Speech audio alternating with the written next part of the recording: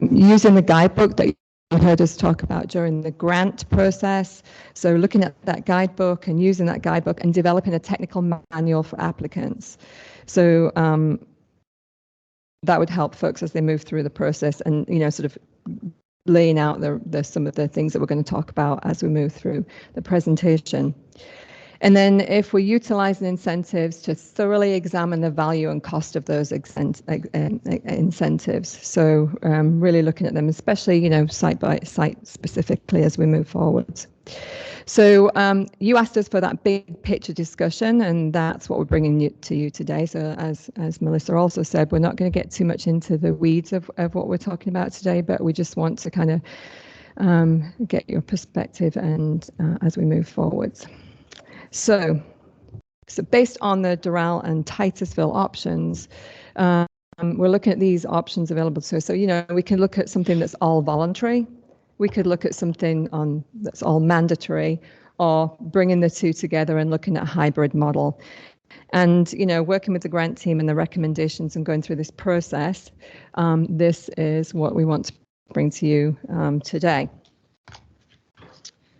So, I want to just say as well that we recognize that sites vary and that there will be work that needs doing to determine what the BMPs would be as we move forward. But based on the grant team information, ENRAC discussions, we have that big picture recommendation for consideration, and I'm going to keep saying it, big picture. So the LID hierarchy that we looked at before, that I'm also going to show you in the next slide, where we look through avoiding, minimizing, and mitigating projects. So all new development and redevelopment must use some LID elements, and then we'll use a menu approach and include incentives within that menu approach. The more you do and the more you implement, the more incentives you receive.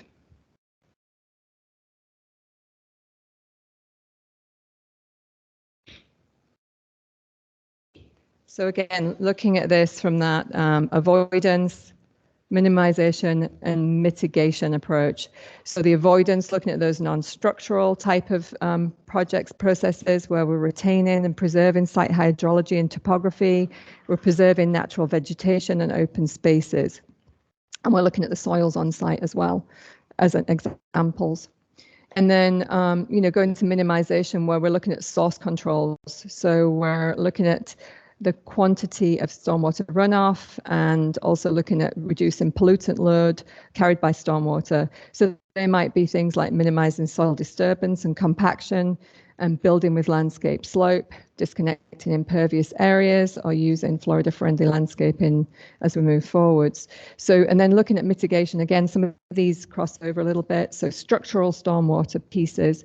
So the management practices involving mitigating the development impacts. So ways we can mimic the way nature deals with rainfall. So capturing it, infiltrating it, filtering it, storing it, and on site. So these are just some of the examples. So again, from an avoidance perspective, and as I said, looking at this just as examples. So we recognize that site LID is site-specific approach, and in some of our development processes, some of these things are already required as you're going through those processes. And it will, in this piece is looking at site evaluation and planning piece of the process. So doing a site analysis, looking at the hydrology, topography, soils and vegetation, which I mentioned previously. Evaluating site development options to reduce, minimize and disconnect those pervious areas. Limit the clearing and grade selectively. Protect surface waters and wetlands. Preserve open space per the LDC requirements, retain trees and native vegetation, and then additionally staff will evaluate the Florida Green Building Coalition standards in relation to avoidance requirements, and then also as we move forward to that minimization and mitigation too. So as I started to say before, one thing that I do want to mention is that we, staff recognizes that all BMPs are not equal. Regarding the positive impacts on a site-by-site basis. So we recognize that there could potentially be variabilities. So with that, it is our suggestion to look at minimizing by picking a number, and we just put a number in there for right now, with incentives. So we might look at something like cluster subdivision, minimize building footprint, minimize total impervious surface, which is alternative surfaces and stabilized grass, minimize connected impervious areas, eliminate curbs or add curb cuts, minimize soil disturbance and compaction, preserve open space in excess of requirement, and retain native vegetation on lots.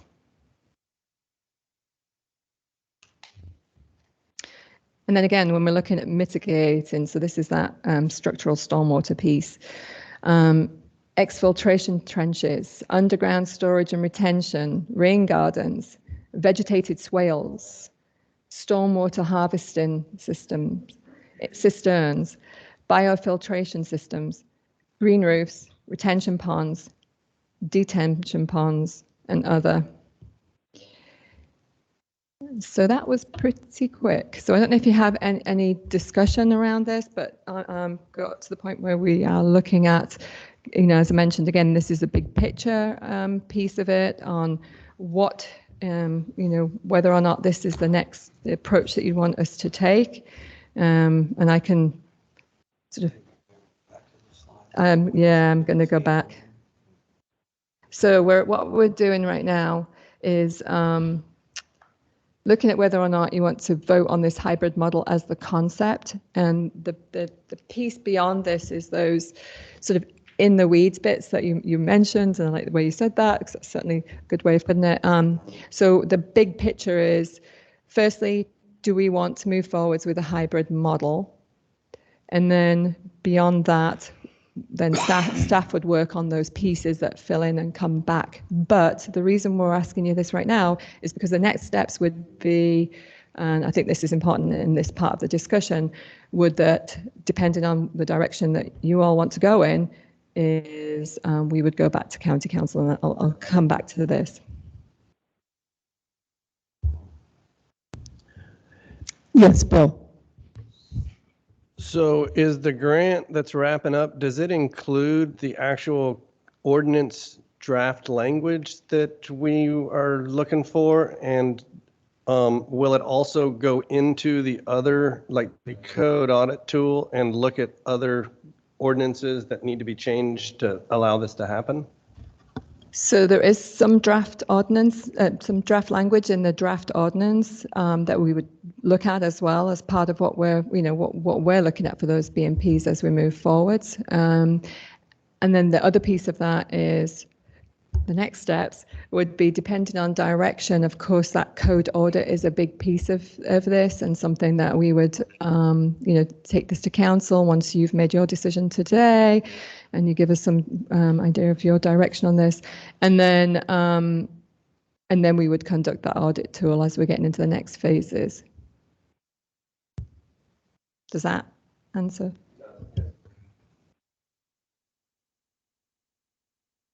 So I would move to discuss and potentially vote on proposing a hybrid model, and just put that out there to open discussion. Discussion. Jack? Excuse me.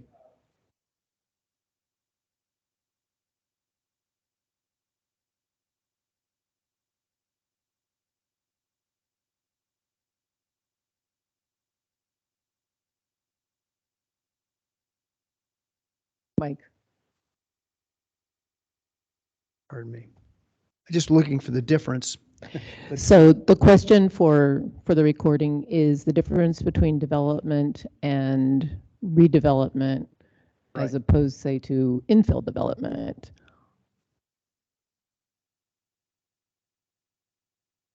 Well, I don't think they're exactly defined at this time. I mean, it'd be something that we could put into the ordinance if we have some direction. I mean, me personally, I would say redevelopment is something where you take down another, structure, maybe it's a shopping mall or something like that, and then you redevelop that site into a new commercial structure or facility. I think anything that's, treed in a current natural condition would be a new development project. Okay, all right. I Fair think enough. just on that, depending on what we wanted to suggest, is that even if it's not a full tear down rebuild, there are, how we treat nonconformities, where if you're improving it for over 50% of the value, maybe you bring it up to the LID code and things like that. Right. Yeah, and to what extent it is redeveloped. Yeah, that's kind of where I was going. But also I have a question relative to the incentives, and basically says more elements you implement, the more incentives you receive. Is that linear, meaning 1 for 1, or if you hit 5, your incentives go higher? That's the bit that we will get to next. So that's a question, certainly something you can discuss today on how you see that going. But we were just looking at the Doral model, where it's, this is what you must do. And then from here, you pick 2 of these items. Right. Yeah, and I thought that was interesting in looking at the way the grid that laid out and all of that. But I'm wondering, from a standpoint of the various incentives down the line, it seems to me it'd be progressive to say, okay, you've hit more of these, you've done more. Consequently, it's not just 1 for 1, but it's actually there's a bonus, if you will, for hitting more of these things. Is that the way Doral was done? I didn't really see it that way. I really saw it as 1 for 1. I think it is 1 for 1. I think it is 1 for 1, but I'm going to have a quick.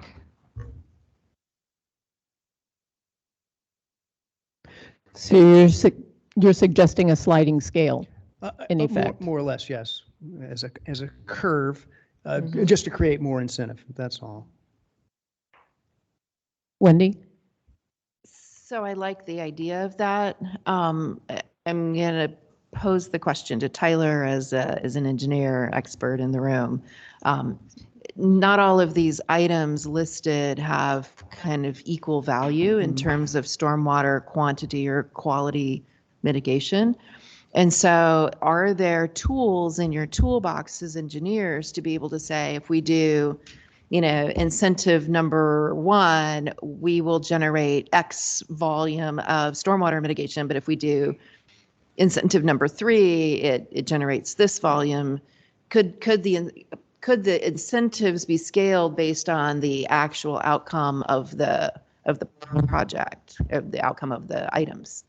Is that clear? Yeah, I think I'm following what you're saying. The challenge in my mind, and I'm trying not to overcomplicate the explanation, is you have water quality and you have water quantity as 2 components of regulations that both have to be met. And most of the treatments that do a lot to help us with water quality are not really aimed at a storm event more than just a mean annual rainfall event.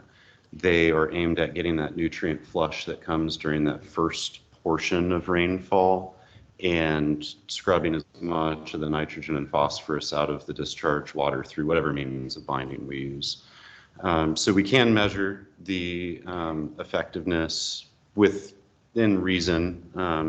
Some of the more emerging technologies and products don't have as much science or proven science that we can lean on for that evaluation, but we can do evaluation of nutrient removal. We can also do evaluation of what is the flood attenuation value. In different basins and different areas, there's going to be different components. I had 3 things that I was going to try to speak on, and this touches on the hydrology element. In one of the slides towards the beginning of the presentation, it talked about trying to maintain existing site hydrologies. And as a talking point line, it sounds really good. I would actually like to have a little more definition on that if we are able to, on what is intended by it. I've always felt that this was an area that deserved maybe a little more attention though, so this isn't like me being against it. So the second thing is I wanted to touch on the redevelopment. There are a lot of sites where once it's sat vacant for 6 months, you have to go through a re-permitting process in order to get your certificate of occupancy for a business, so a gas station, something else. A lot of times the site redesign will involve us having to provide improvements for pedestrian facilities, for accessible parking spaces, things of that nature.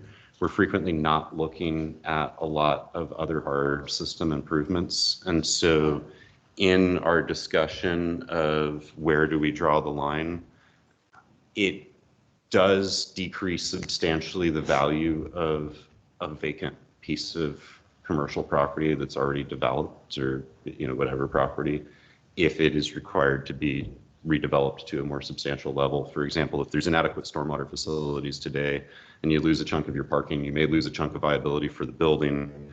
It starts to really shrink the usable land area, and it's just a question of, are we wanting to have that included or not? And I want to make sure that that is understood. And I think that's kind of the question that you were driving to. And that's where, is it based on site value? Is it based on what is the repurposing? Is it, and how do we set those limits, and how do we make it something that staff can manage as a recommendation and within the confines of what we can really do in this room?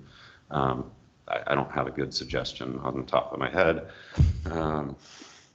And the last thing that I wanted to touch on is I did reach out to City of Ormond because I noticed that we didn't have examples, and I asked Stephen Spraker, who's the, I believe, director of planning there, if he had examples, and he sent a couple that are currently in planning stages of subdivisions, examples of LID projects, and he sent me a handful that had been built.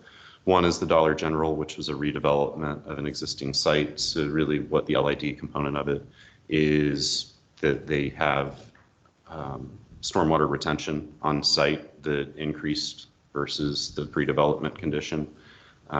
There wasn't a lot. It was a reduction of impervious and a reduction of utilization of the sites, but it was a redevelopment. So this is one of those cases, for example.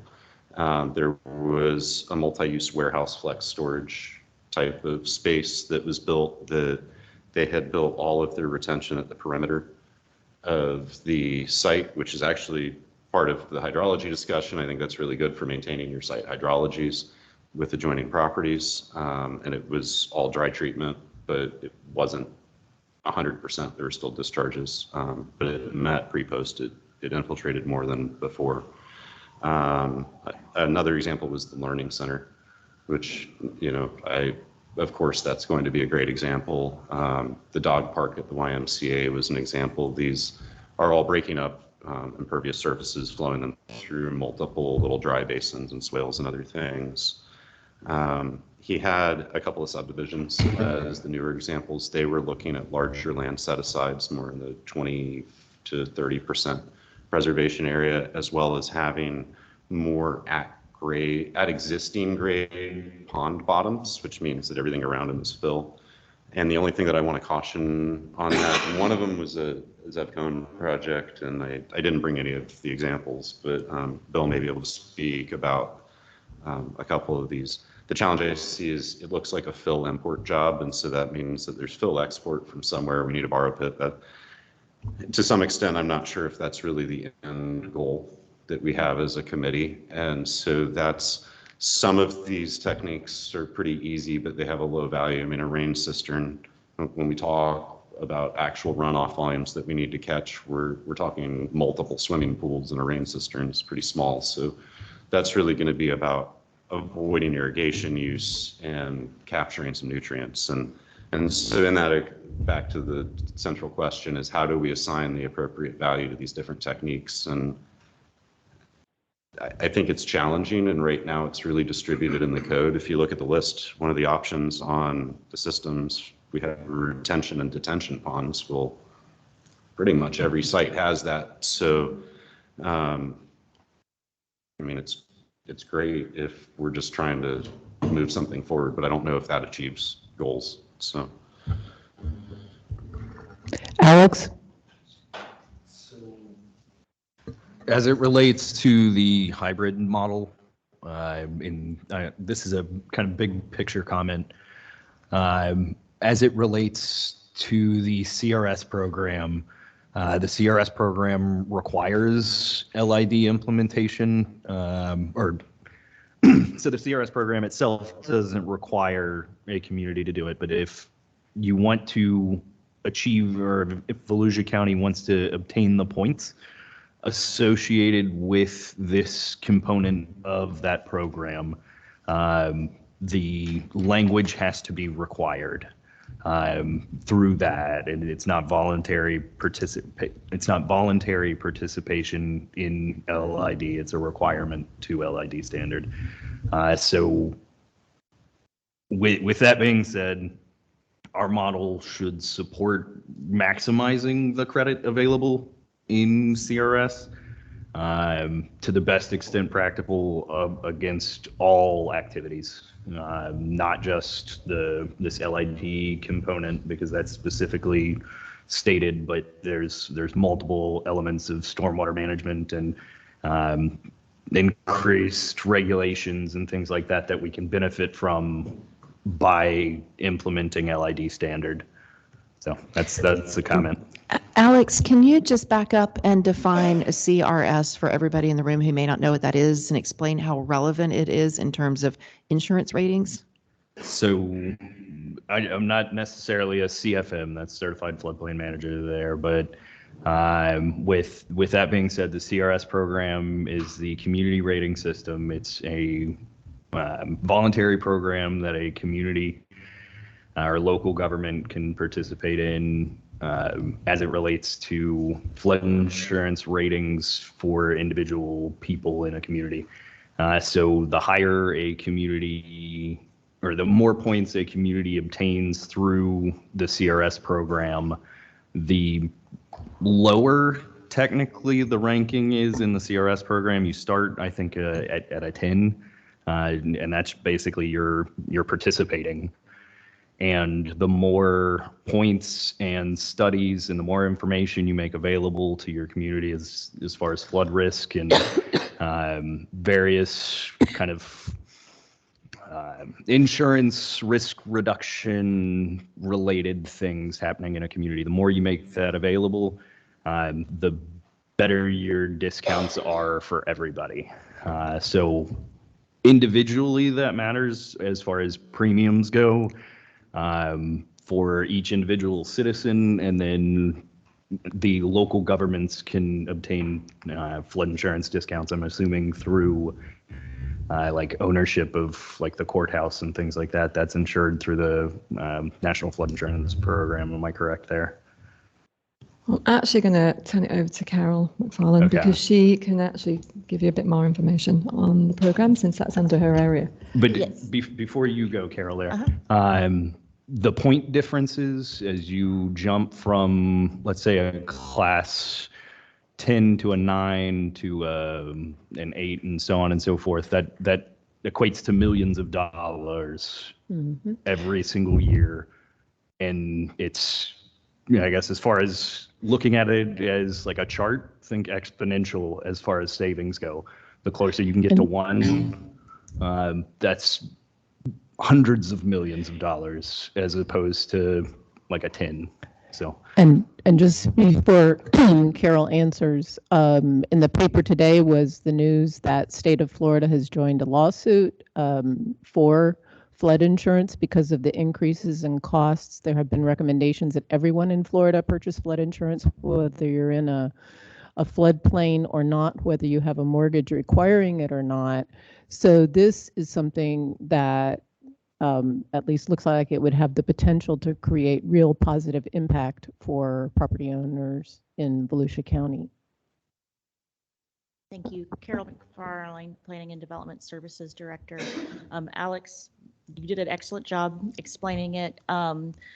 It's depending on the points that you have right now, we're a 5. It's a 1 through a 10. I believe it's with 1 being the best, and we're at a 5. We're very, very close to a 4. We're hoping that some of the things that we're going to get out of the LID and the grants will help get us to a 4.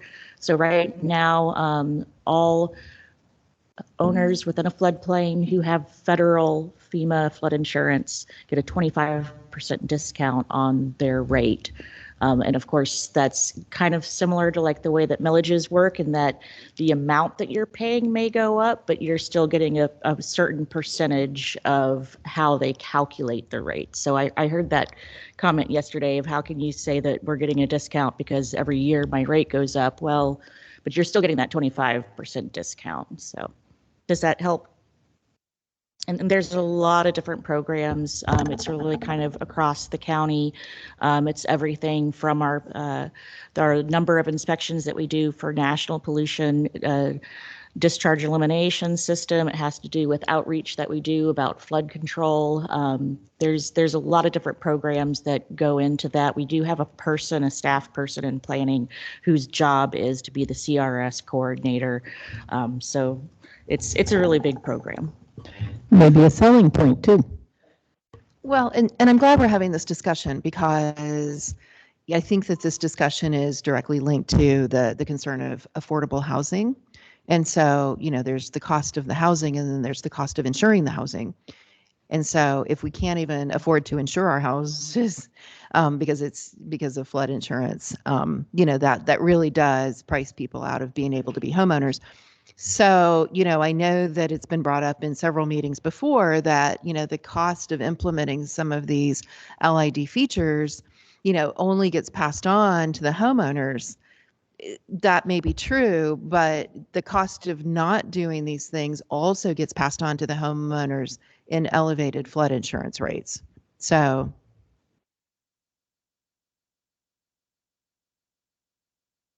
Tyler.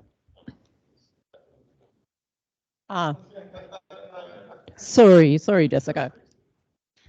Just a few points on what we've talked about so far. I think that the hybrid approach is the right way to go. I think even from the CRS standpoint, if we say you must implement at least two of these, it should cover the required provision. But I do want to be careful on incentives, because a lot of times when we talk about incentives, they don't necessarily match, right? So if your incentive is, if you implement 4 of these, you get additional intensity. It's probably already designed to the maximum intensity. We know that. And so looking at kind of the relationship there, maybe it's you get additional height because you're removing impervious and you need to go higher instead of wider. That would be interesting. Something that we've run into recently, and I think this would probably come up in the code audit, but it may not, is there may be an incentive that if you implement a certain number of these, you can have stormwater management facilities within required landscape buffers, because right now you can't.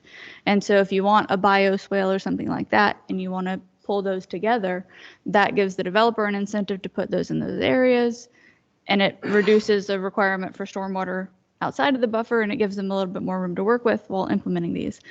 I agree that if we're just doing 2 of each, probably most developments will be able to find a way to pull those in. So I'm not concerned there from an implementation standpoint. I think that it makes sense. And then on I put timing, but I think I meant scope.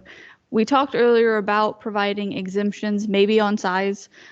We could also do it based on locations. So it applies to lots over 5 acres, unless you're in, a downtown core, however we would define that. And then it would apply if you're under 2 acres or over 2 acres or over 1 acre, so that we're not compromising those redevelopment sites that don't have room for the flexibility. I think that would make sense. And that's my list for now. Bill or Tyler? Who is it? Bill? Katrina, can you go back to the slide that says avoidance required, please? It's about slide 4 or something.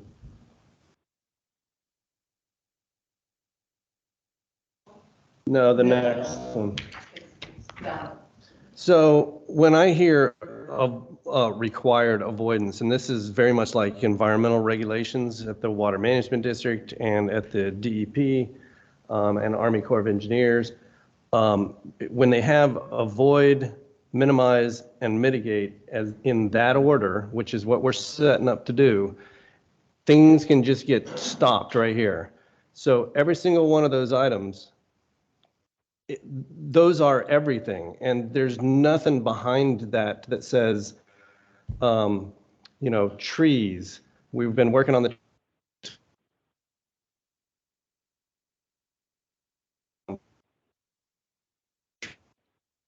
native vegetation, or they could say, nope, you're not past that. You can't move on to step 2.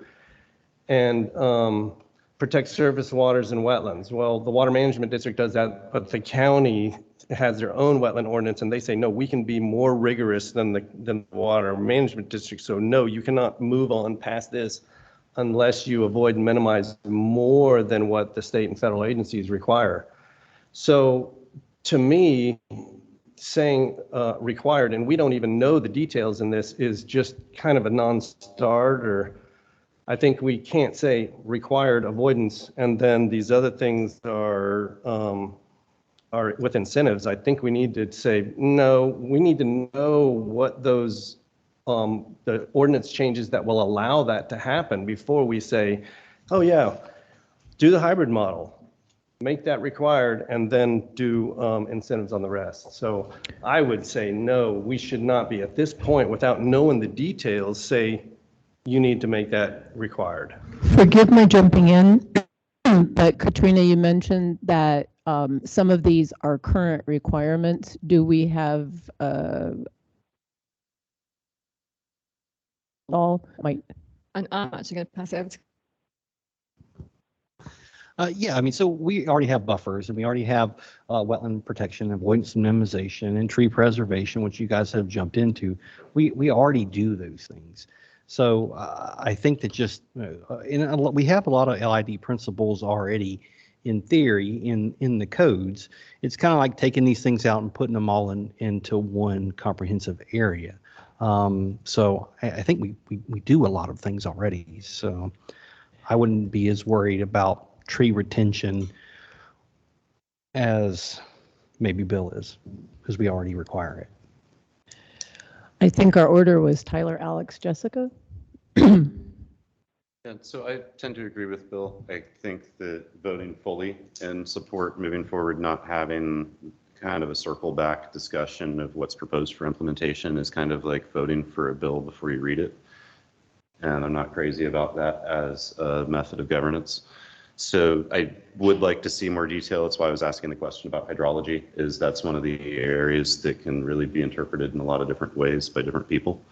But I would like to see staff developing some of what, like a further development from this of what would actually be an implementable code set. I do like the hybrid approach out of the examples we've seen. I think that it leaves enough flexibility for us on the development teams to make projects still viable and functional while still achieving the goals of improving the water quality and flood resistance of sites. So I see the positives of moving in this direction, but I still have this anchor that's holding me back of, I don't like just giving a blank check to anybody. So what I was going to speak about was flood insurance rates. You know, there's a couple of ways that we can look at this. Something that has continually happened during my career is we've seen the floodplain lines grow and our floodplain areas have grown. And there are things, that tools within our engineering toolbox, like enlarging box culverts and canals and other things, especially in the area between Nova Road and US 1 in East Volusia, where there is no natural drainage path, that would reduce the flood propensity there, would reduce the requirement for flood insurance and save a lot of money there as well. So you can spend your money in a bunch of different locations to achieve the outcome of saving cost on flood insurance. My seat, I would rather us invest in actually reducing the likelihood of flooding and reducing the areas that are required for people to have flood insurance altogether, versus spending the money to get the discount. But it's not to say that there's not value in that, just I think there's more value in actually stopping the event. Alex? So in general, the LID grant that we obtained was obtained because we saw value in what the outputs of that are. If we go in and modify the language provided by Jerry and the team over there beyond kind of the requirement thresholds that he has outlined, or that team has outlined right now, we could sacrifice the value of that grant because the outputs were to obtain the definitions and kind of understanding of what LID and the concepts are for the community, and provide the ordinances and things like that, examples for us to work with. And Jerry has said in the last meeting that as it's written right now, it should be, or it will obtain the CRS credits associated with that LID section.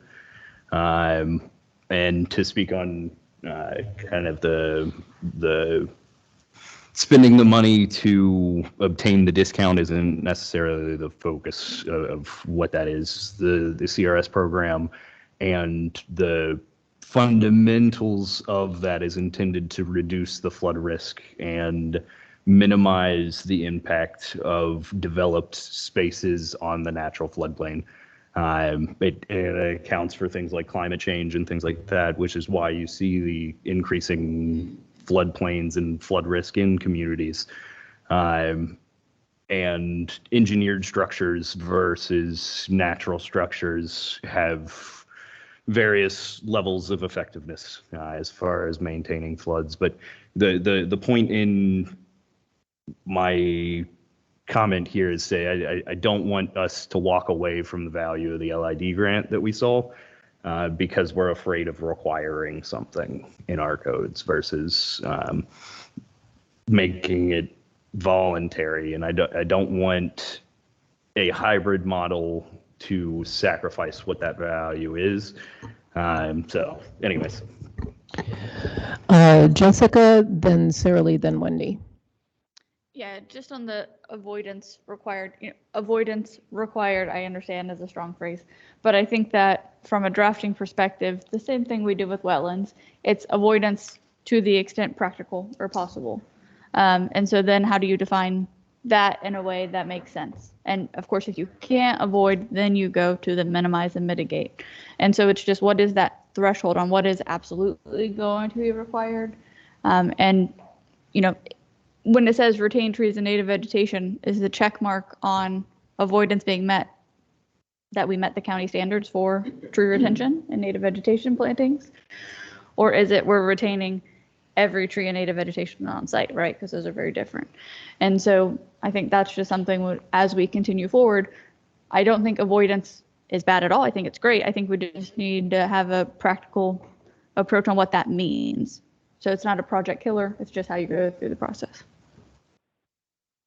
And to add to what you said, that's one of the things in the Doral ordinance is it says developers shall implement the following non-structural LID practices to the maximum extent practicable. And there is an appeal process. But Sarah Lee, you. Yeah, so when I looked at the presentation before today, this particular slide in my mind, we have all of this is already addressed in code.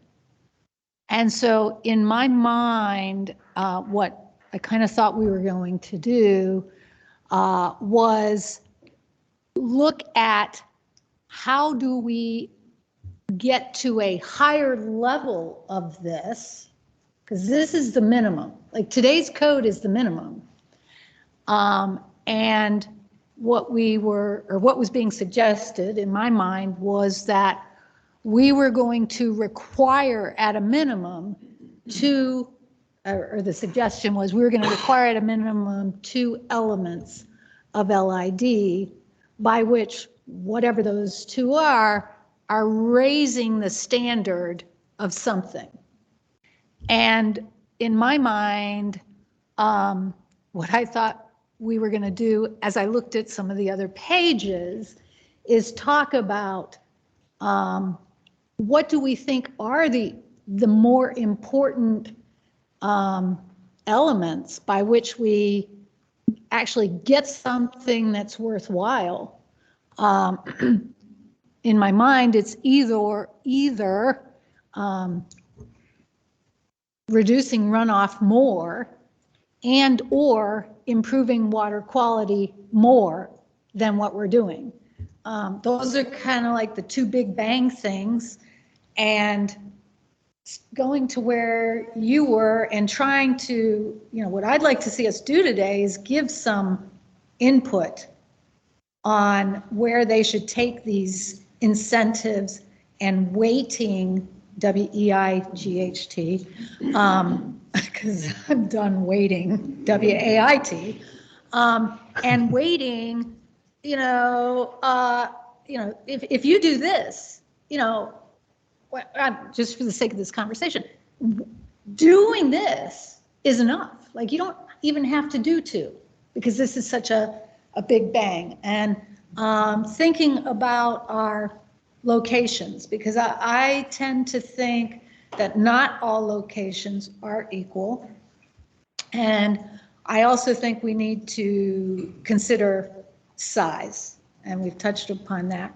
I think when we're in basins that are part of OFWs, I think that's a conversation. What do we want to see there? Do we want to see more runoff retained, or do we want to go to an actual higher water quality standard? I mean, presumably the OFW is already a higher water quality standard. So, maybe the decision is, well, they're in basins that are part of OFWs, outstanding Florida waterways. Maybe we want to talk runoff. At the same time, when I think about redevelopment, and honestly, things have changed so much since the pandemic. I don't think redevelopment is just limited to our infill areas anymore. I think because of, let's just talk about Volusia Mall as an example, and how retail land uses have changed. That's a huge opportunity for redevelopment, but I don't consider that infill. I consider downtown Daytona infill. So there's some definitions that I think we should help the staff, and we can focus today's discussion on, some of, not this page, but some of the other pages, what we think really are meaningful, worthwhile in terms of doing to improve the community and count as something, as opposed to, again, having them work on something where they have not gotten clear direction, because I'm not convinced we've yet given clear direction on anything. Wendy, then Bill. Well, Sarah Lee just said a lot of what I was going to say, so I'll try to keep my comments brief. I don't feel like we're being asked to sign a blank check, Bill, because I think that it's my understanding of what we're doing today that we are agreeing to proceed to instruct staff to flesh out the details, and that it will come back to us for us to chew on and tease apart and make more sense of. So I'm not that worried about the blank check. I don't know if you've shifted your understanding as more people have spoken. Okay. But I guess the other thing, Tyler said, we're seeing more and more flooding. Yes, of course, climate change is real. Storms are bigger. Sea level is rising. The surface groundwater is rising, at least in coastal areas, and maybe. And so, I mean, this is our facts, and we do have an opportunity, and not just an opportunity, a requirement, I would say, to address that flooding. We have a moral requirement to address that flooding, and so I think that I was trying to understand what you were saying, Tyler, about you would rather invest in mitigation upstream rather than have to spend a lot of money fixing flooding downstream. Did you say that? Well, what I was saying is we have a lot of existing areas that flood. So right. Everything between Nova and US 1 is a basin that doesn't have a natural discharge. We have a handful of canals that drain to the ocean. They're all beyond capacity and stretched. And so we can substantially reduce the propensity of flooding by increasing the capacity of the canals that drain away and go to the ocean. The challenge is that's that's putting that water straight out into the intercoastal or into the ocean or something else. And we have to spend money in a balanced act of making sure that that's not completely polluted water. But today it's still getting there. It's just getting there after flooding everybody's houses and getting more polluted. And so to me, as a community, I would rather have development standards that say, if you're going to develop in this area, we have flooding here today. Rather than taking your development and on site having to deal with something, go fix this box culvert over here that is going to cost us $100,000 to upgrade, but it's going to drop the flood stage by 3 inches every time. And to me, and we've done that on projects. So this isn't something that I'm just like making up pie in the sky. I can point you to projects in Ormond where we drop the flood stage over a foot for whole neighborhoods. And it's really positive impacts that are mutually beneficial. And, sometimes we have the box is the development that we're dealing with. And in some cases, that is the best location to deal with the problem. But sometimes where you have an existing problem, it's best to deal with it closer to its source. And, unlike the OFW comment, right now we require better treatment of our water versus normal projects if we discharge to an OFW, because we want to protect that clean water asset. One of the things that results in is we discharge less water. Right. So I think I just agree 100% with what you just said, which is it's best to mitigate the stormwater on site rather than contributing to the floodwaters downstream. And certainly in those canals in the coastal communities, I mean, there's this kind of weird dark side to cleaning them out. Of course, we want to clean them out, get better drainage, but that also welcomes in storm surge during a major storm surge event. And so, you don't want the backflow. So yeah, I mean, I think that the whole goal of these LID ordinances is to mitigate the stormwater closer to where it falls so it doesn't create flooding downstream. And and I think, I really like what Sarah Lee was trying to outline here about putting some values to each of these things and trying to have projects maximize those values as much as possible. And is it all of them, or is it, I don't know. I'm gonna stop now. Katrina and then Bill.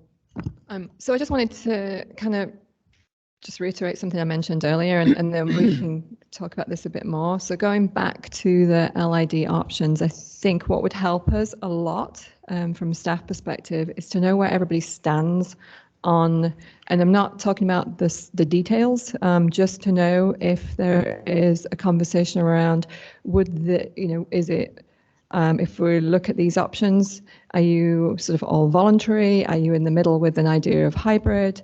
Are you all mandatory? And to sort of get an idea of the room and how everybody feels about that. And then, because I want to just go, I'm going to keep bouncing through slides, sorry. I want to go back to the last slide that I mentioned to you.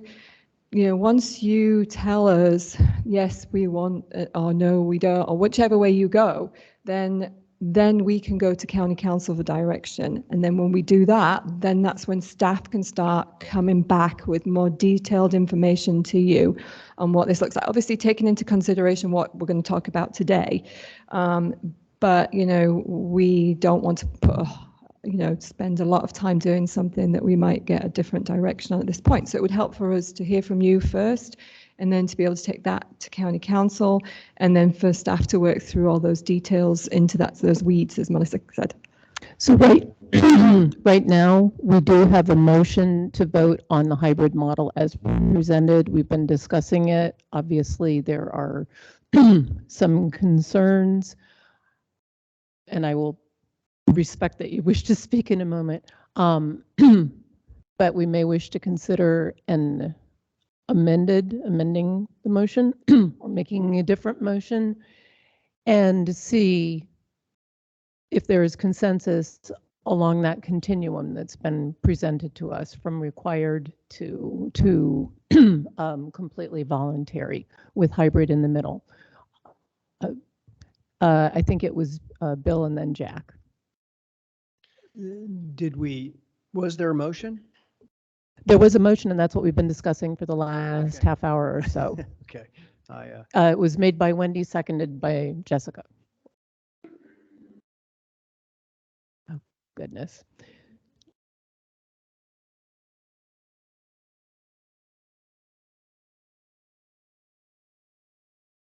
Right. Right.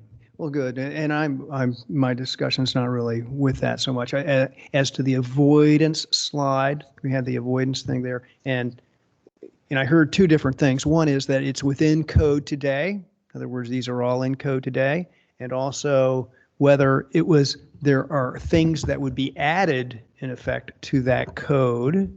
Okay, and maybe that's the distinction. We need to see what is added to the code, and maybe it has nothing to do with now before we go to a directional position. But I'm interested in just what the differences are between the current code and what might be added based on LID in the avoidance area, which is required. Because I think it's important. It is a first step. We got to basically that has to happen first.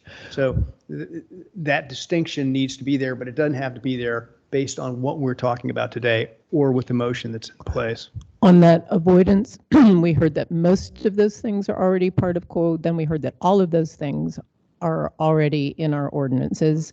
And then we heard from Sarah Lee aspirationally that we could consider more in the avoidance, but that's not part of what's been presented to us. When we were talking about avoidance, we were talking about avoidance and minimization of impacts to wetlands. Right. So it wasn't, total avoidance, but we were talking about the environmental impacts of developments. Right, So but is there it didn't anything, cover everything. is it all in code today?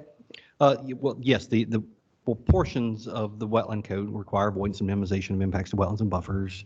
The tree code, as you guys have seen, requires 15% tree preservation areas. LID may have additional tree preservation required, it may be more than 15%. There may be larger buffers as a part of this new LID ordinance, but those are all details that we'll have to work out and bring back, and you guys will have to review in the future. I understand. Like you had asked before about redevelopment, there's nothing in the code that has a definition for redevelopment. So you could help make that definition in future meetings. Right. And Bill has been waiting to say something patiently. Yeah, with avoidance, if that's already in the code, why are we adding it as an LID thing? I don't believe that that's what we're talking about. We're talking about changing these codes, because if it's already there, why are we voting on it? It's already required. And the thing about wetlands avoidance, that was just an example that you can't get past the avoidance part to go on to the rest of it. Probably more likely avoiding changing the hydrology.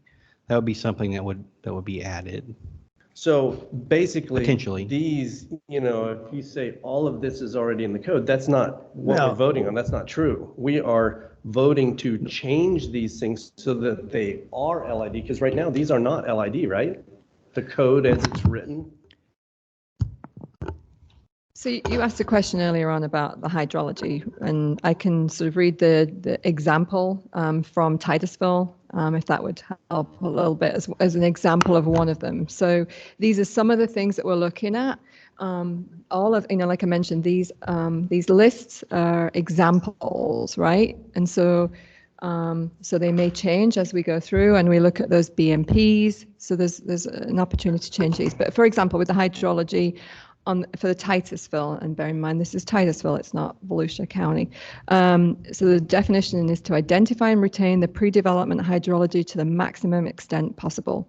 And then the explanation is identify and retain the pre-development hydrology to the maximum extent possible, including natural flow, conveyance paths, patterns, and drainage features. Replicate original site hydrology by maintaining pre-development surface runoff, infiltration, and evapotranspiration rates and hydrologic assets of the site to the fullest extent possible. And so, sorry, I thought they were, so that's an example of the hydrology piece. I don't know if there's any other that you want me to, but I mean, this is a document that we would work from, obviously, as the examples and the way that it's been laid out in Titusville, and then there's some things in that Doral, and then obviously from the work that was done by the grant team too. For us, as mentioned, I understand we're giving you these examples. We're sort of saying these are the examples of things that we would put in this section. That we may already be doing, but that would apply under But no, we're not already doing it. That's the thing. You're saying We're not doing, no. So what, hydrology, site analysis, hydrology, already in the code. We're gonna require it, but we're talking about changing the code and making it required. That's what we're talking about. Or adding to the code. adding to, That, yeah, and adding I to. think it's Yeah. fine. There's nothing wrong with adding to the code, but it is not the code as it exists today. I think that's right. And I guess they don't need any of this at this moment anyway. We're voting to approve making it required No, in a code that we don't even know what it's gonna say yet. That's well, my point. I think we're voting on a direction, and then they'll put it together, and then we'll see whether in fact it's something we all agree with or final. and Correct. that's, so I, where you stay on that continuum, as Melissa mentioned, and then for us to come back, once we've got the direction to move forwards and create an ordinance, if we get that direction right. So depending on the direction we get then from county council, will then allow staff to start working on this, to bring something back to you that you can then, discuss. And then that's when the ordinance is So so some of the, and I'm going to get to you ladies quickly, but some of what we still do have the motion that we are discussing, but some of the emerging themes that keep coming up is the definitions of development and redevelopment. Infill wasn't in the presentation, but it's been mentioned, and I know we discussed those differences at a past meeting, but I do not remember what they are specifically. We've talked about flexibility for land size, for parcel size, and for location as being things to be examined. And then we've heard multiple times somehow rating the value or creating different scales of value for the minimization, what is currently presented to us as minimization and or mitigation actions. So those have come up several times.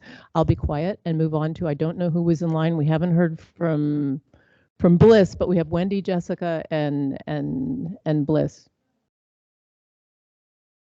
Mine's a simple question. In the slide, it says that from today, you will county council. Is that correct? No, so the next steps would be that we would, depending on what you all sort of say to us right now, that would be our next steps. So if you make a vote on your yes, we or no, or hybrid, or wherever you go, that's what we would take to county council. Okay, so when you take this to county council, there's going to be an ordinance that you're taking? No. Okay.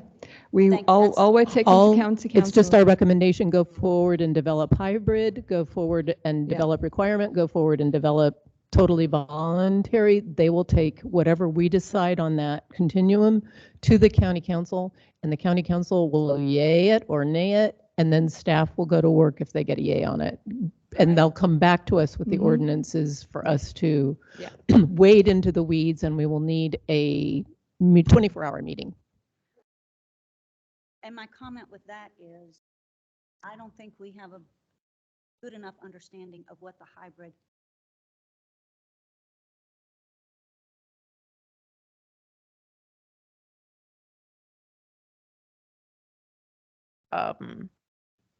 Well, it seems like another step down the line, like if you get a yes to proceed from county council, your next step is to use the audit tool, right? And using the audit tool does exactly what Bill is saying, which is identify all the places in the code that already exist that achieve the LID goals, identify those places that need to be tweaked or maybe massively revised to achieve LID goals.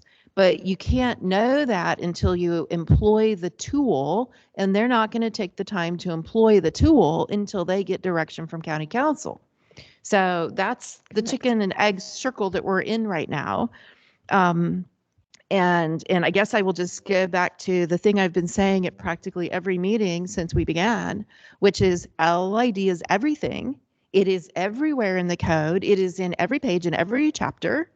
And even as we spent 6 months talking about tree preservation ordinances, I kept saying, we're going to have to come back and redo all of this when we get to LID.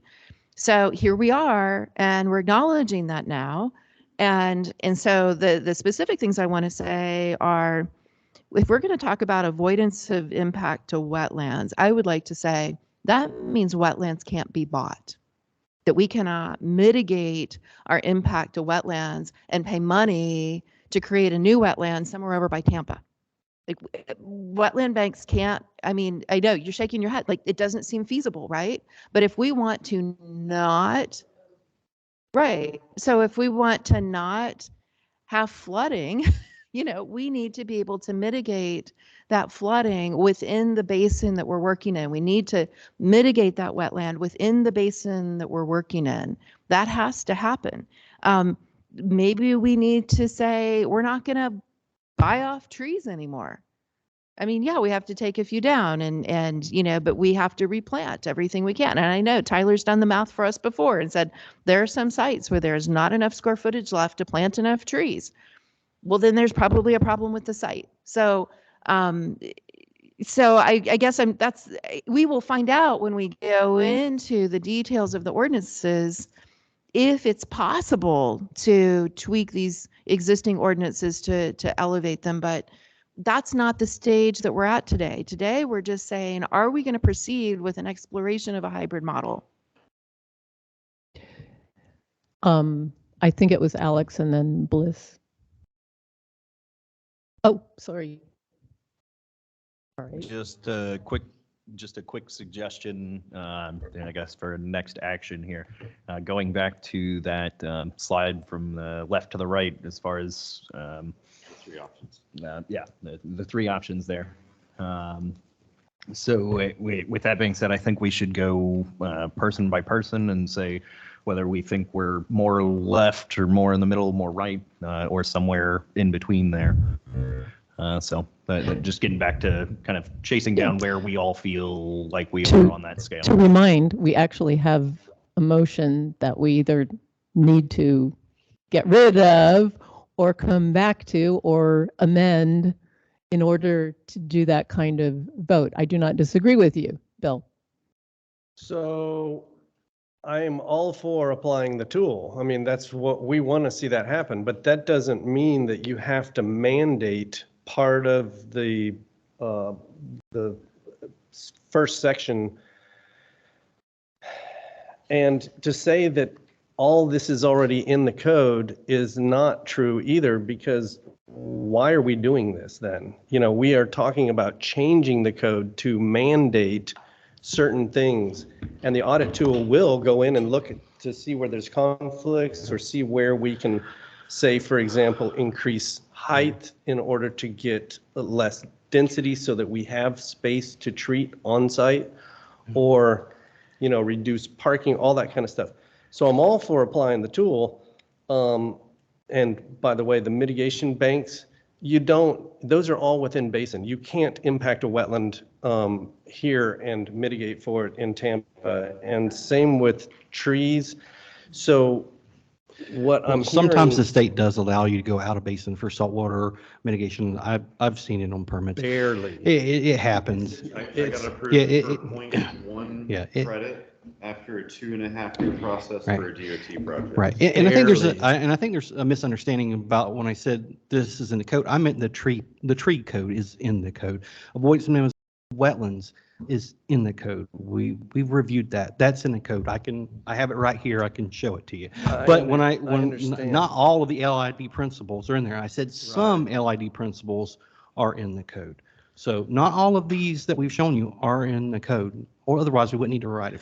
So in other words, not everything on the list of required avoidance is in the code today. No, avoidance and minimization of wetlands is already in the code. Okay, there was more than that on that list. Tree replacement is in tree preservation areas are already in the code. So I'm okay. I really want to apply the tool. I mean, I'd love to see us go through this. So maybe we should amend the motion and say, maybe it's not. It's a hybrid. You have to have some that are mandatory, some that are not, and some that are voluntary. If we amend the motion and say all voluntary, then we can move forward and apply the tool. Jessica, you've been. Yeah, so as we sometimes do. I think we're getting caught up in semantics. And so I want to try to refocus, but I don't know if we can, because Bliss said we don't know what it looks like yet. And I think that's true, but I think what we're doing today is saying, if we were to look at something that followed this framework, is this something we want to explore? And so on the requirements, I'm usually with Bill, but there's going to be some threshold requirements, right? And I would argue most of these in some form or another are already in the code. Preserve natural hydrology. Okay, well, when you have to have your finished floor at this, and so you have to bring in fill, that's not practical. So those things are all going to play themselves out in the actual language. But I mean, other than evaluating the options to reduce and disconnect pervious area, that's a LID very specific one. The rest of them exist in the code in some extent. And I think there's going to be overarching, avoid and look at these, and they're required. And if it's not possible, that's fine. Then we're going to move on. And if the code says you have to apply 2 of these, and if you apply more, you get this benefit. We haven't even discussed, is 2 the number? Do we think it should be 3? Do we think it should be 4? That's kind of the hybrid thing that I think they want feedback on. Mm-hmm. If you're saying it should be all voluntary all the time, I don't know. If you think it should be all mandatory, I don't agree. So I think we are probably in a hybrid setup, and I like the framework we've been given.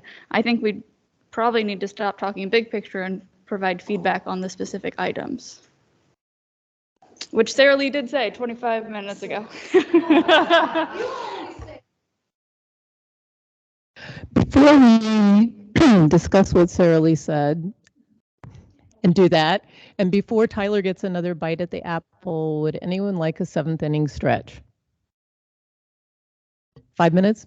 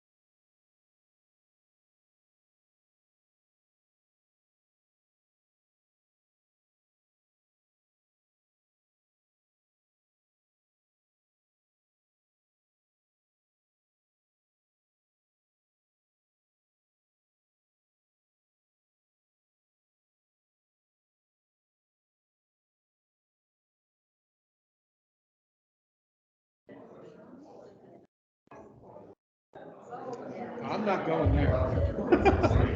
It is on June 15th. So that should off then. Ding.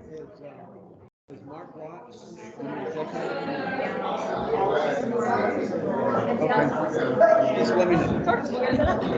Like I said, it's a favor. Is everybody back?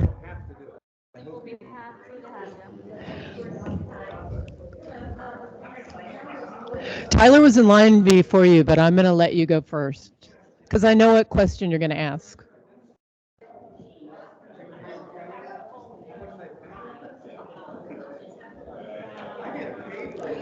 Okay, Chris is back. Everybody has to take their seats.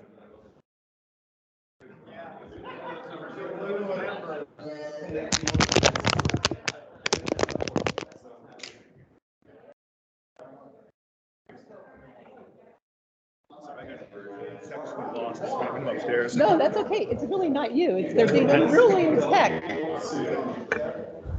Who can whistle really loudly? I could hurt your ears. Stick your fingers in your mouth and then you say, whistle. Yeah. So before we move on to Tyler and to Sarah Lee's work plan and to Wendy's potential modification of the motion that's been on the floor for an hour and 15 minutes, but I'm not counting that. John has a really important question. Well, I'm sitting there listening to the discussion and all of this seems to stem around this grant that we've received and are going to receive. I don't know. But somebody please explain to me the grant and what exactly the council requested out of this grant and what we're trying to accomplish. So we actually received a grant that is coming to the end. We'll be submitting our final documents, our final submittals by the end of this week for that grant. That grant created a guidebook for implementing LID. So that was some of the information that you've seen in the last couple of meetings. So that guidebook is a guidebook and we're talking about mandates. Hold on, Okay. There's more. But wait, there's more. Yeah. I'll probably get in trouble for that. Some probably copyrighted or something. Anyway, so in addition to that, there was also some the research around local ordinances related to LID, which you also saw. And then the last piece of that was to look at ordinance language recommendations. And this was to look at that related to Volusia County. But also, we are part of a regional resilience collaborative, which is in the East Central Florida region. So it's 8 counties, 76, 78 cities that potentially are involved within that collaborative. And it was to create that language that not just for Volusia County. So all these documents are specific to Volusia County, but it can also be utilized through that collaborative, so regionally. And so that's where we had the workshop and looking at, some of the barriers to low impact development. One of the things that we've heard throughout when we've educated folks about green infrastructure, as we were calling it, GSI, GI, and low impact development, where we kept hearing about barriers or challenges to implementing LID. And so we wanted to work through some of those challenges and to identify them and sort of see where they do fall in as far as our codes and our language within our codes. And then also that conversation that we had before about talking to the St. Johns River Water Management District. And because of course that's some of these may be actual barriers, some might be perceived, some may be communication between entities or things that we don't know about, right? Because it hasn't been communicated. So sort of working through some of those, and that's the process that we started through in this grant, is to really dive deeply with practitioners from around the region. We had some really great folks at that meeting, that workshop we did in February at the Lionia Environmental Center, and that really kicked off the process of going through where we're at now. Does that fully answer? If I can just follow up, Mm-hmm. So relatively, we're talking pretty much everything's theoretical at this point. That is, we're looking at developing a potential handbook, guidebook that gives us the tools to implement in this county some form of LID restraints that allows us to grow this county in a responsible manner with the least impacts around it. Okay, so with that being said, you know, you go back to this question here, you know, it's got to be a hybrid. You can't mandate all of it, and you can't voluntary all of it, because not everybody's going to volunteer into the world of that. So you know that. So back to the original motion, you got to have some form of a hybrid, in my opinion. And again, I needed that background just to make sure I knew I was voting on the right thing going forward. Thanks. And yeah, and the guidebook itself, as I mentioned, it's being finalized right now because it's going to get submitted at the end of the week. So, and then from that guidebook, we recognize that a technical manual will be the next step as well. So if, you know, depending on what happens here today and county council, then the next step would be not only to come back and look at what that ordinance looks like, but then to design that technical manual that goes along with that ordinance. Tyler and then Bill. So what I was going to say is, I think that I'm a yes vote for the hybrid model on this. I think that we should move forward and give staff direction. I think that what we already have in code incorporates enough LID requirements that if we had a section pointing to it, we could probably comply with CRS requirements under some of that. As much as it's not my favorite organization to use as an example, the lead example for green building certifications, where you have a point rating system for the different items that are utilized, I think a similar approach would make a lot of sense for this. And to avoid getting in the weeds today, I'm going to kind of throw some examples, but none of this is, you know, meant. Smaller projects might be required to have less mandatory points than some certain types of larger projects, or redevelopment versus new development. What you get when you get extra points, those incentives, is something that we can talk about, but it's a way that we can provide an equation of value. We can accomplish goals. We can hopefully get the CRS credit, and it allows staff time to work through the process of the code audit tool and of the proposed development code changes and present them so that we can discuss them in a more in the weeds approach. But I think my only, you know, and Sarah Lee's suggestion that we do need to provide some guidance, I don't think that that's wrong. I think the biggest area that the code stands to benefit from this is in the green stormwater infrastructure options, and having them defined with what is the commitment, what is the expectation from the owner. If it's something that, you know, when I apply for a site permit, the building permit usually follows. So if it's something that is part of the architectural design that's going to be a commitment, that can sometimes be hard for staff to engage. And so that's something that, you know, you guys will have to flush out. How could those types of things work if they're options? Otherwise, we're going to end up just in a circle of argument. But I agree with what John said. I don't see mandatory being something that we will get the support for in the room. I know that I have reservations on that myself. And voluntary, I expected to get a better response out of the projects from Ormond than what I saw. While some of them were good, there was not the volume of what the group is looking for, or what I was expecting to see. And so the level of incentive they have is obviously not adequate for achieving the goal. So that's my thoughts. Mr. Bill. So with the guidebook, we're going to get the technical manual soon, right? No, what I was saying to you is we have the guidebook, and what came out of that process is that the technical manual would be the next step, but obviously that's going to relate to the ordinance itself. So that will be specific to our ordinance. So if we started working on that, I mean, obviously pieces of that guidebook will relate into it, but if we started working on that technical manual right now, we'd be ahead of any direction. Okay. And that staff is doing that. That's not the grant, right? That is not part of the grant. And then the barriers, so the grant just identified the barrier. Is there anything in the grant that's going to help us get past some of the barriers, like negotiating with the water management district? So we actually have a meeting next week with staff from the Water Management District. I think at the last meeting we mentioned staff had met with folks from the district, and so we're meeting with them next week as well to discuss some of the things that came up, and we'll go from there. So yeah, so we're moving, staff are moving based on that as well, and as I mentioned, there were some things that we were able to work through. Some of those, we actually started calling them challenges, because a barrier kind of makes you think that's it, right? End of it. Whereas a challenge you can potentially work through.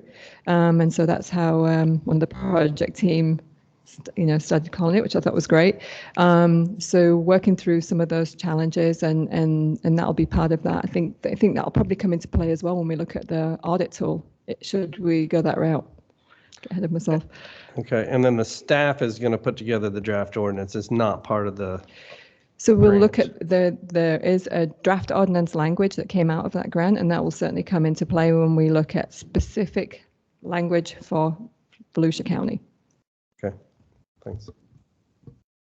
One of the comments I think you or Ginger made to me at one point, and I'm going to get to you, Wendy, was that they weren't going to just take the language that came from the grant because it wasn't going to fit in with what we already have in Volusia County. But that audit tool will help identify where the barriers are, where the opportunities are. So, Wendy? Is now an appropriate time to amend my motion? Or should we hear from Jessica first? Okay, I'm going to read it very slowly. I wrote it out. Okay, I don't know who's keeping minutes. Okay. ENRAC recommends that the county council direct the staff to employ the LID audit tool to evaluate our land development code for existing ordinances that employ LID tools, barriers or conflicts to LID, and opportunities to add more, with the goal of revising the land development code to facilitate a hybrid use of LID and GSI across the county to mitigate flooding and nutrient pollution.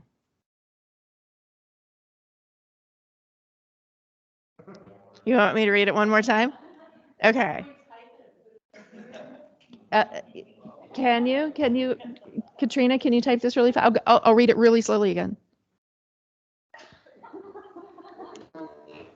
Would you, Jessica, why don't you say what you wanted to say and I'll go type it in for Katrina. It sounded pretty complete. It would be good It's to good have it.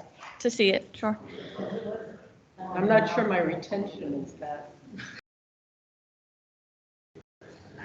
To distract everyone, to, I guess, fill in the gap. Ms. Galvin. Fire has the floor. I love that it says that. I don't know why. As we get back to and I know it's not up, but as we look at the PowerPoint standards, which I think we'll get to after we figure out this motion. I'm pulling my microphone closer. There are a few specific items that I wanted to suggest for thoughts as we get into the feedback section. One of which, Sarah Lee, when you talked about outstanding Florida waters, when we get to a point, and I think we should, where we're looking at parcel size and location as it determines how many things you're supposed to meet. I think we could say for properties within a certain distance of an outstanding Florida waterway, you have to meet this many criteria instead of the baseline 2, kind of like what we talked about for graduated protections and NORMA and things like that. I think that would be good. Also, when we look at, so we pointed out, it says stormwater and detention areas, right? And everybody has those. If we want it to be a measurable benefit, maybe we say, and I don't actually know what the county standard is right now, instead of measuring for the 24-hour, 25-year event, you measure 10% more than that or something like that. So you're showing that you're increasing capacity beyond what you're already going to do in order to check that box. So those are just some specifics that we can think on. And then once. Yes, that has to be blown up substantially. And this is just a reminder that the amendment will have to be seconded also. It was, oh, the new one, yes, the amended one. We're gonna see, Wendy. We're gonna see. You'll all have to memorize it by the end of the meeting. If you would like to be sergeant. I do have a pocket-sized Robert's Rules if anybody wants. We'll bring it to you.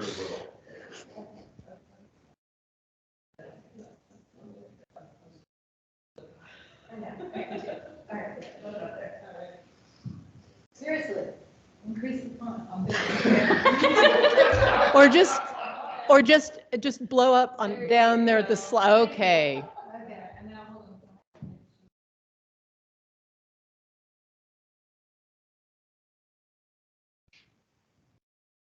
Oh, that's right, because we may have people watching online. You should be within the screen share. The mic.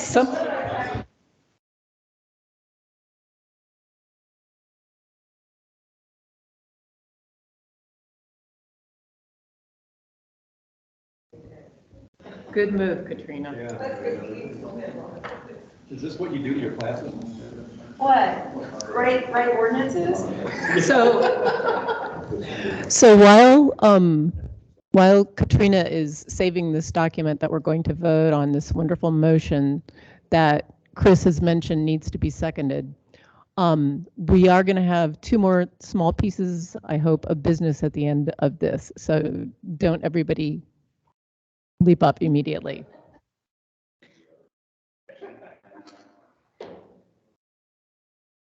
It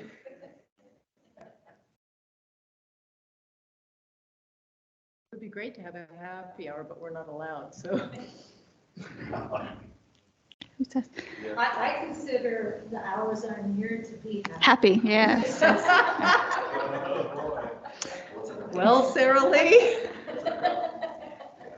All right. I'm not unhappy about being here, but there's no wine, maybe wine, but no wine involved. All right. I'll make a run. I will amend my second. I like the wording. Can you make sure you're all speaking to the microphones, please? I'll amend my second. Yep. One thing that we should bring up is that staff employing the LID auditing tool, it would be going to council for recommendation. Is that accurate? Well, we're saying that council will direct staff to. Correct. Right. Council would, Right. what you'd be asking the council to do is direct staff to develop. Staff would not create something back to approve as well as the council. Straight in.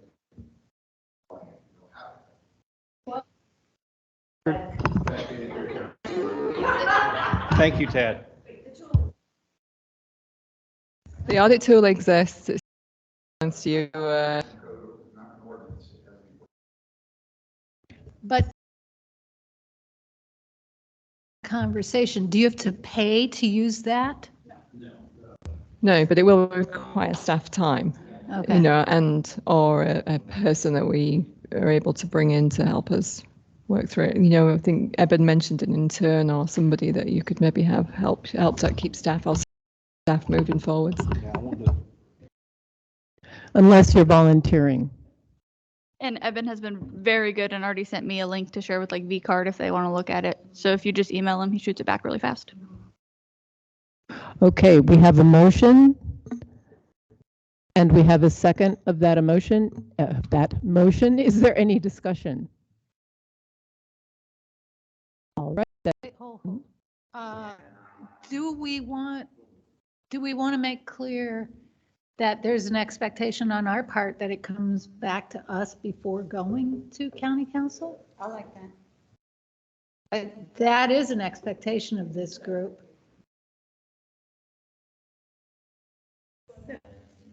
I don't know that it has to be part of the motion, but I feel like in reporting to council. Isn't that our remit though? Is that not, I don't know who to look at here, but is that not, I agree we expect it. Yeah, that's part of your founding resolution. So yes, it's expected. Okay. So no amendment to the amendment needed. Okay. If there is no further discussion. Yes, there is. Oh, Sorry. Jack. And it's probably my ignorance more than anything else, but where it says to mitigate flooding and nutrient pollution, is that it? In other words, there's nothing else there that this addresses. Oh, wow. No, I mean, there's a million things that LID accomplishes. So by putting this in there, we're constraining ourselves. Yes, that's what it looks like to me. It says that to do those two things, and I'm thinking there's more to it, but I'm not sure. I guess I said communicating clearly with the county council about the importance of this, and I think everybody on the county council understands the importance of our flood problems and our nutrient problems. If we start adding all the other things that LID can do for us, they might get kind of lost in the weeds, and so. I understand. Yeah. And perhaps we don't even need to put that there. I'm just saying that it's not all inclusive, and so it's at least a point made. It's not important to me. I would vote for the motion anyway. I think at this point we have to recognize that politics are involved, and it isn't just policy; it's politics. And I have an understanding that there might be some dismissiveness about LID on some of the council members' part. And so if we make it crystal clear to them that these are solutions to address flooding and to address our nutrient problems, perhaps they will understand better the importance of this. Yeah, I hear you. We could add and other things, but that's fine to me. Okay. All right. Any further discussion? Yes. Bill. Or you could put a period after county. You don't need to say that. Or you could say and other things. Yeah. Yeah. I personally believe that there is value in including the language about mitigating flooding and reducing nutrient pollution, because not everyone has the same level of understanding of the issues that are affecting water in Volusia County and indeed in Florida. So my 2 cents on that. Any changes? Any further discussion? Yes, Ms. Gow Esquire seconded it. All right. All those in favor, raise your hand and say aye. Aye. Aye. Opposed? Motion carries. Thank you.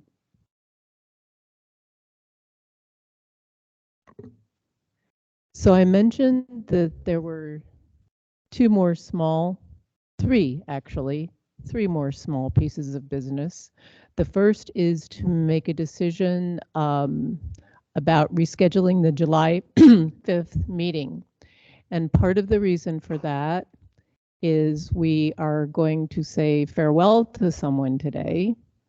And I personally am very grateful to Katrina Locke for her service to our county, to being the voice for resiliency and sustainability so ably, and sometimes without a ton of support. We will miss you very much, and we thank you. Thank you very much. And because Katrina is leaving us soon, and there are vacations scheduled, July 5th is not a good date, and some of us may even be away. So our options in terms of staff availability are July 12th, July 18th, and July 19th, as per up there. I will say, though, on the 12th, I cannot. My husband's having a medical procedure. So if you want Ms. Gow Esquire to run the meeting, choose the 12th, and you won't have to put up with me. It's also my birthday, and as much as I love you all, I don't know if this is. Okay, so the choices are the 18th and the 19th, or not have a meeting in July. I am entertaining thoughts. What are we doing at our next meeting? That's the next piece of business. I was going to ask, what's our timeline for sending our recommendation to the county council Because if that's going up for the next meeting, that might inform what we need to do at our next meeting. So I think the earliest would be August to get it on the county council agenda. So what are we thinking we will do if we have a July meeting? Do we?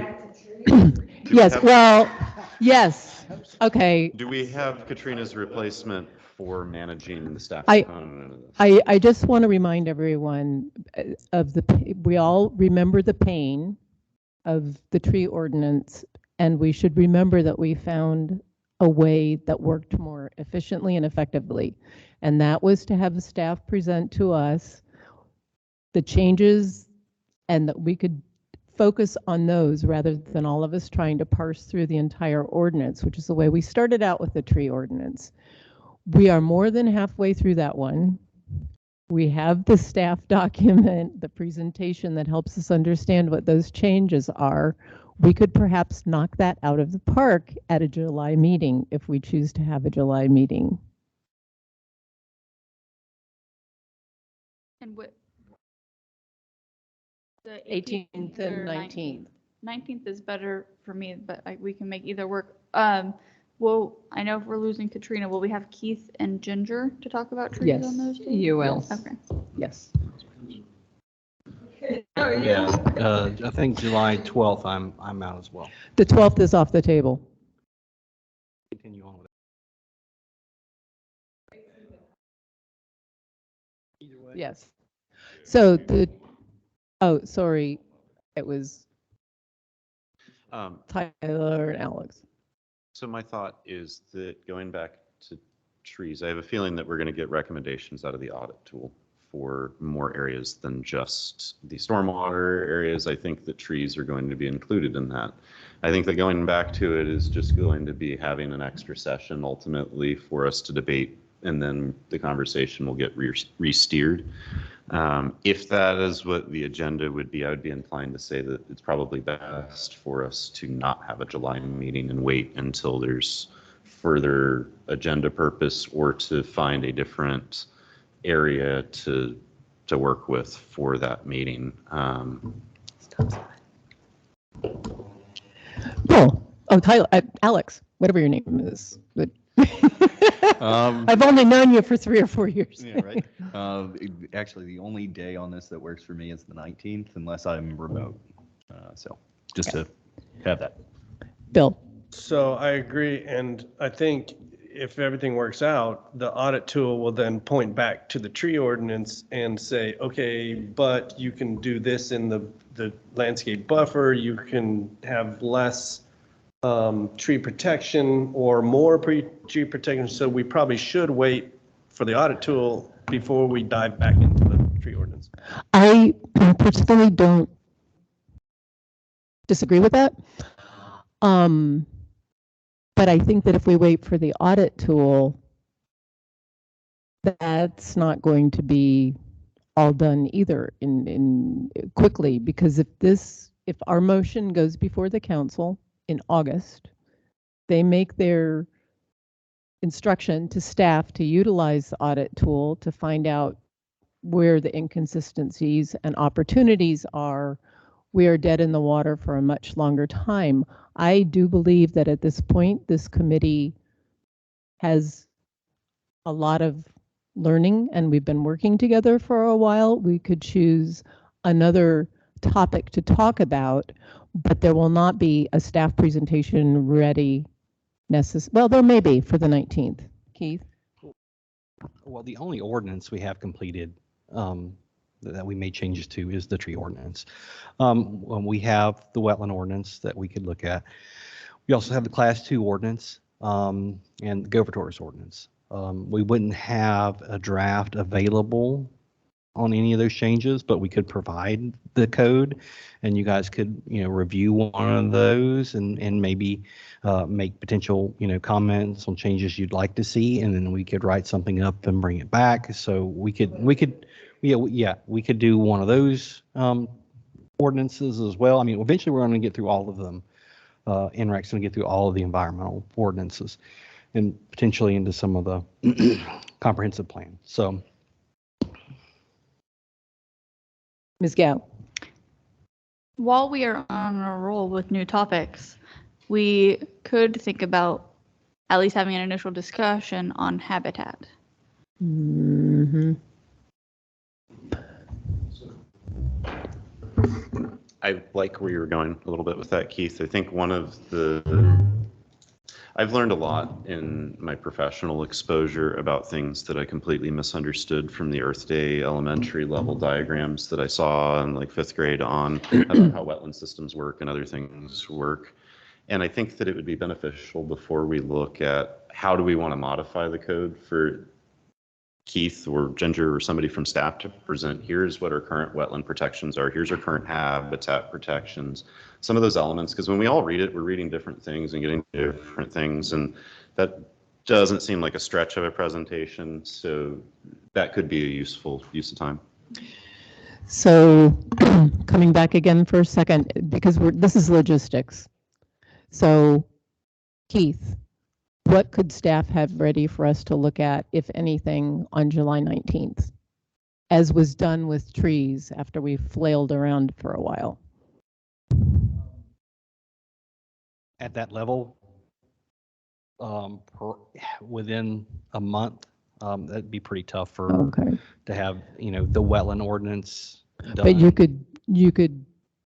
could you do a presentation on what our current status is and what may be good or from an environmental standpoint? I mean, we could present the ordinance and we could present, our challenges, and we could probably look at, bring some slides and look at how much of the county is wetland, look at how much we already have in conservation. Give us a baseline. Yeah, we can. Yeah, we can look at the normal layer. We can look at, the wildlife layers. We can look at all those things that encompass, This sounds to me that it would move the ball forward and give us a level understanding.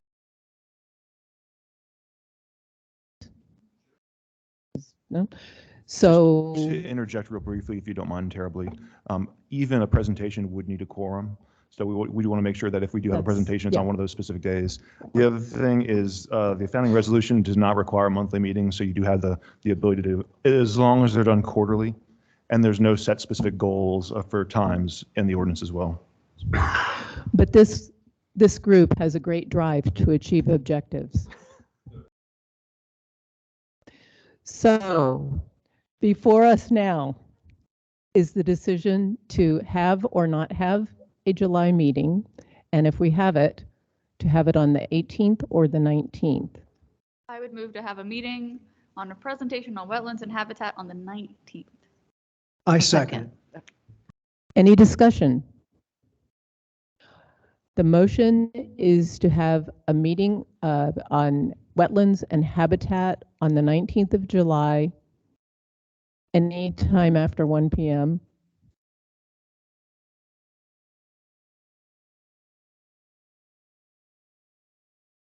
Chris? Carol?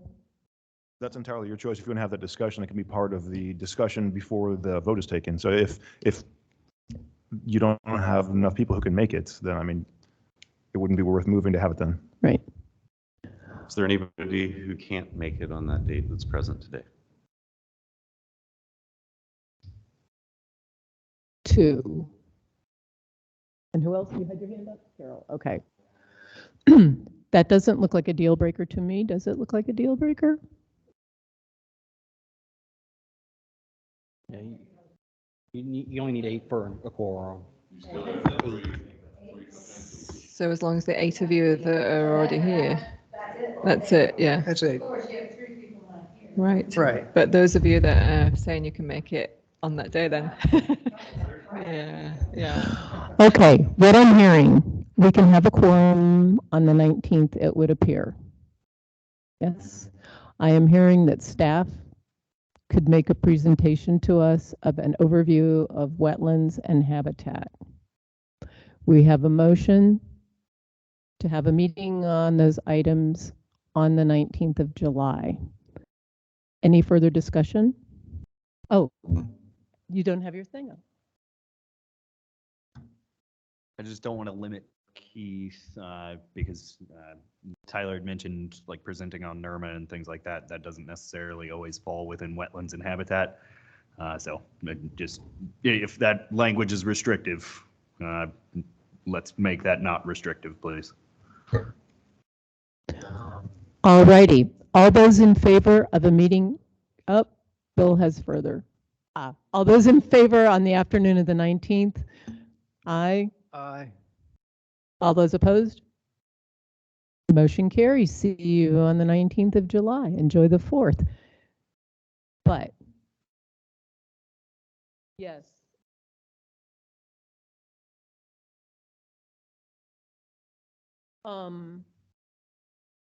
Actually, no, it was the topic and we covered it. So we have the meeting, we have the topic, and we have our thanks to Katrina. And so, yes, Wendy. Do we have any idea when or if the county council is going to appoint a replacement for Carrie Carl's seat? That's a very good question, and I do not know the answer to that. I just ask in terms of us achieving quorum, if we had a 14th person appointed. Very good point. Okay. That would be Jake Johansson's appointment? Yes. Okay. Any other topics anyone would like to? Mr. Brower? You have to fill out a card.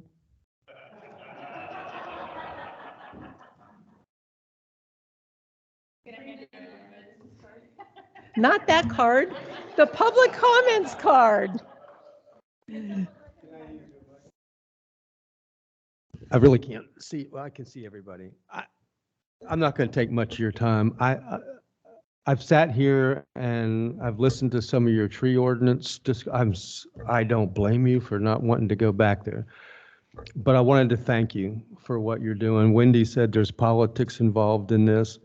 I didn't want to give this to somebody else. I wanted the council to do it. We could have done it. We wouldn't have done it. Y'all are doing really heavy lifting that will put I was going to say a mark on Volusia County, a good mark on Volusia County. And I just want you to know I appreciate what you're doing. I look around this room and this is a diverse group of people. But here you are getting along, making progress, putting up with Wendy Anderson and putting up with Zev Cohen all at the same time. I just thank you for putting in the time. This has required a lot of your time at very low pay. And I want to know what's in your cup. If this is your happy time. But this is important. I mean, it sounds like everybody in this room agrees that there are serious issues with water quality. We know there are. And many of you deal with the development community. All of us are affected by it. So I just want you to know, as a county council member who appointed some of you, that your hard work is not going unnoticed. And I hope, because it comes from you and from this diverse group, when it comes to the county council, it won't just be tossed out. Because at last night's meeting, I don't know if you heard it, but one of the members said, low impact development doesn't work. It's it's too expensive, it's this and that. So what you're doing here and what will be presented to the council will make the difference. So thank you for putting in the time. And I don't know which chair recognizes John, but I think it is I. He wants to say something. Just Chairman Brower, thank you for the thank yous, but back in January, y'all had a transition of a new council, and I thought there was going to be a poll of the consensus of the commission of whether to keep ENRAC in place. And I don't know if that ever happened or not, but it seems like they've accepted this committee. Yes. Okay. I have, and I think I haven't heard anybody else bring up getting rid of it. So I think that going back to, yes, there are politics, I think that in that August meeting when our motion and recommendation are presented, we'll find out if there's a commitment to the work that we're doing. And so I would ask everybody to just hang tough until that time. Because thank you. I do believe your words, Chair Brower. We do believe what we're doing is important, and we are devoting time to it. So thank you very much. And if no one else has anything more to say, have a wonderful month and change before the 19th of July. Thank you so much.